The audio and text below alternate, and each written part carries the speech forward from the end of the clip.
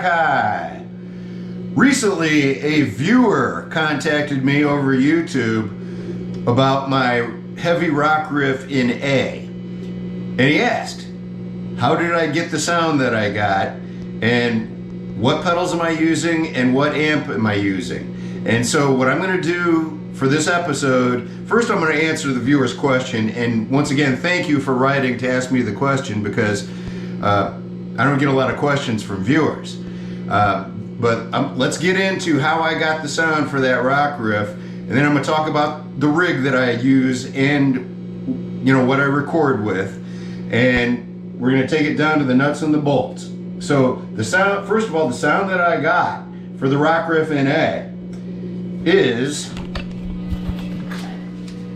I'm using a Wampler Tumnus, which is basically a copy of a Klon pedal that has many more tone controls added to it.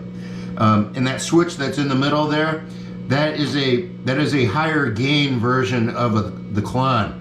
So Brian Wampler is a terrific pedal builder, and he'll take a classic pedal and make it his own, and this is one example of that. This is a Tumnus Deluxe.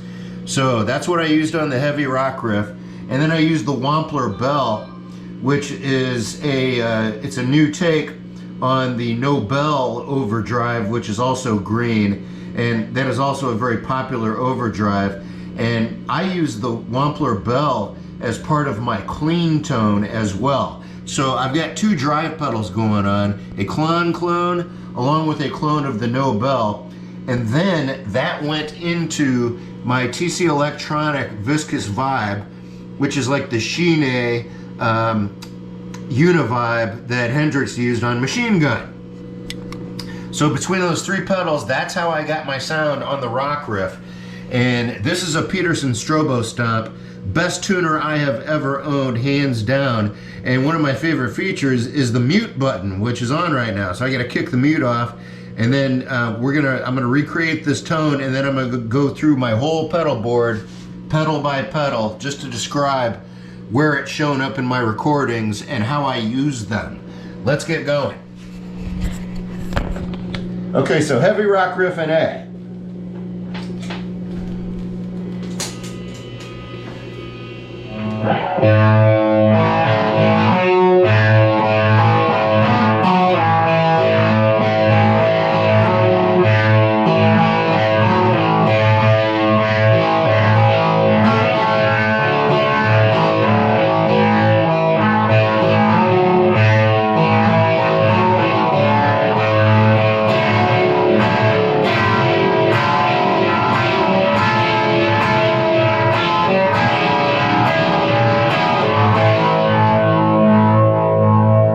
So that's two overdrives going into a Univibe. So I'm going to take a look at the amps first. He asked about what amps I'm using. Okay, my rig is in stereo, and on one side, well, for me, the right hand side of the stereo is going through a Fender Humboldt Hot Rod with one 12-inch speaker. So that's a Blues Junior Humboldt Hot Rod on the right hand side of my stereo rig. And on the left-hand side of my stereo rig is a Bogen 50-watt Challenger that I had modded by Chicago Amp Repair, and it's a 1960s PA head that I modded into a guitar amp because I like Terry Kath, and at some point in his career he used a Bogen PA amp head, and that goes into a 2x12 Carvin angled top speaker cabinet. So this is driving two 12-inch speakers. And then the other component of my left-hand side of the stereo is a 1980s Marshall JC M800 2204 50-watt amp head. And that goes into, this is a bit oddball here, it's a Marshall 4x10 flat face cabinet from the same, from the 1980s. I bought this in South Chicago from the widow of a heavy metal musician, and I took the 4x10 because all of the 4x12s that were in the basement, he'd blown them out. I mean, this guy was a hardcore rocker, and this was the only one that had 4 working speakers in it. So I took the 4x10 instead of a 4x12. So, getting back to the pedals, pedal by pedal. This is a Warm Audio Foxy Tone, and it's like an Octavia. It's a really, or it's also like the 18-volt Univox Super Fuzz, like Pete Townsend used on Young Man Blues, with an octave switch on it. So this one figures in very heavily on my guitar solo for I Got the Goot. You put it in your pipe and smoke it.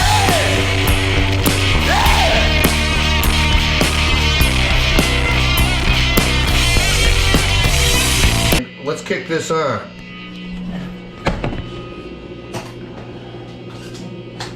Okay.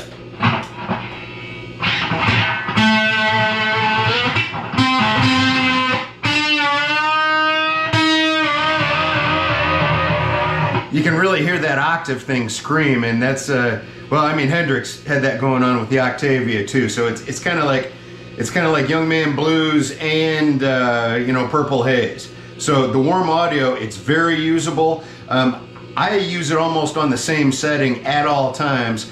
Sometimes I switch off the octave, but most of the time I do use the octave feature. So the next pedal, so that goes into the Wampler Tumnus. And this is a Crybaby Wah, you know all about it. There's nothing fancy about this one. They do all kinds of different varieties. Mine is a stock, a plain Jane Crybaby Wah. And I've used that my whole guitar playing life. This is probably the 5th or 6th one of these that I've owned.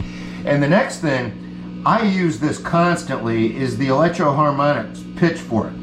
And on my album Balls for You to Play With, I had it tuned to a 4th along with an octave on it. And all right, so then next in the sequence is the Wampler Bell, which I mentioned before, and I use it because it's got a color knob on it, and I use it with very little gain to where it's just like more of like a clean boost.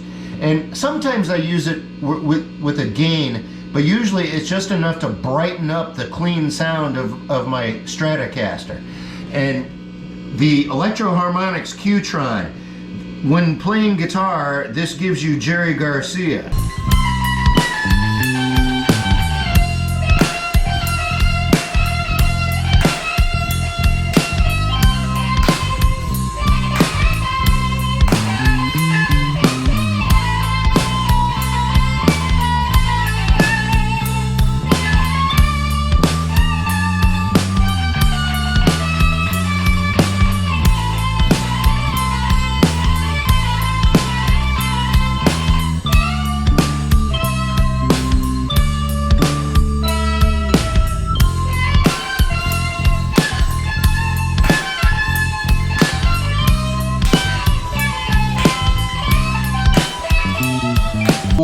When playing bass, it gives you Bootsy Collins.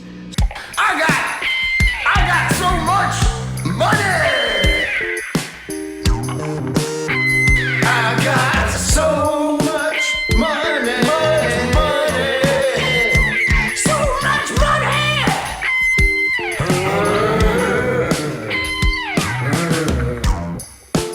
I got so much money.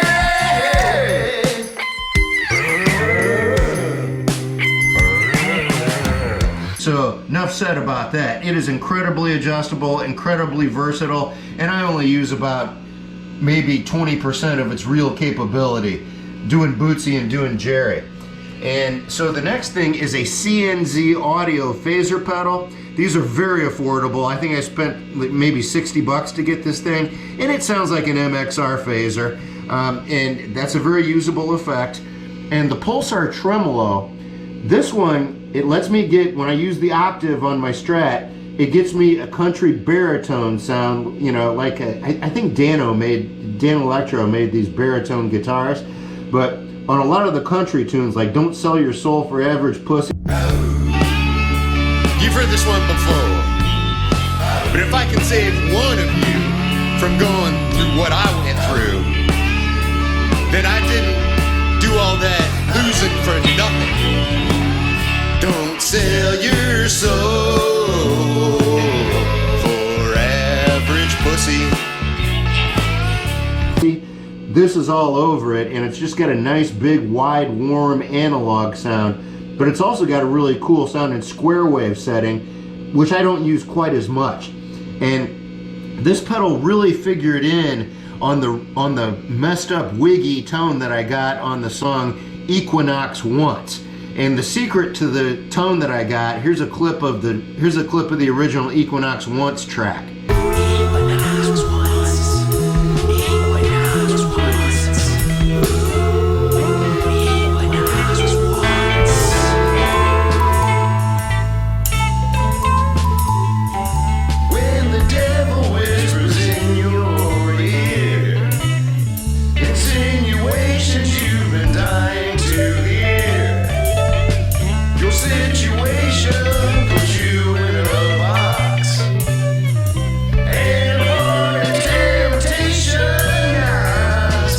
And the way that you get that with this is I played it in here in stereo, but I intentionally turned off the left-hand side of my channel. So I took the Marshall and I took this out of it, and it was only coming through one side of it. So with the stereo Tremble, when you cut half the information out of it, that's why it sounds like it's coming in and out and it's barely there. And that's why it was so wiggy and fucked up, kind of like me.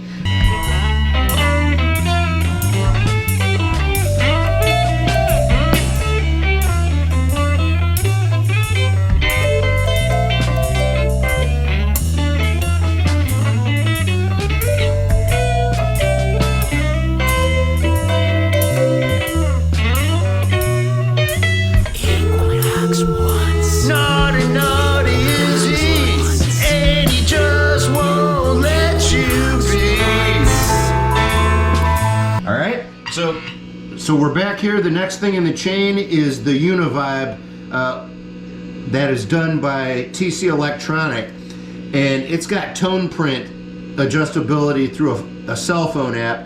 TC Electronic is a very cool effect maker, definitely one of my favorites, and that tone print feature has so much utility and so much fun. And my bass rig is a TC Electronic, and it also has the tone print feature, and I run it directly into my Focusrite Scarlett. I only have one channel for my DAW, and this Focusrite, everything I've ever done came through this into my computer.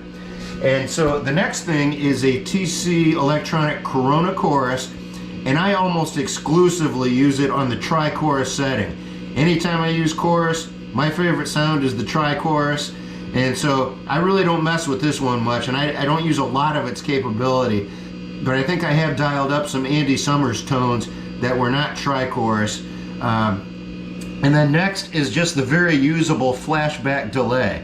And there are many settings for this for different types of delay, but the ones I usually focus on, I never use it as a looper, but I definitely use it as like an Echoplex where it's a tape style echo, and I also use it for a modulated delay like the Memory Man or the Electric Mistress, and I also use it for slap on Rockabilly, and I have also used it reverse. And that's just a cool thing where you're just going for when you're trying to take things into outer space. That reverse delay is a whole lot of fun. And now this is what splits the signal. The one line goes to the Fender Humboldt Hot Rod, and then the other two go into the left hand side of my stereo sound, which is the Marshall and the Bogan Challenger. And this is just like the brain center for that whole thing, and I can turn them on and off as I like.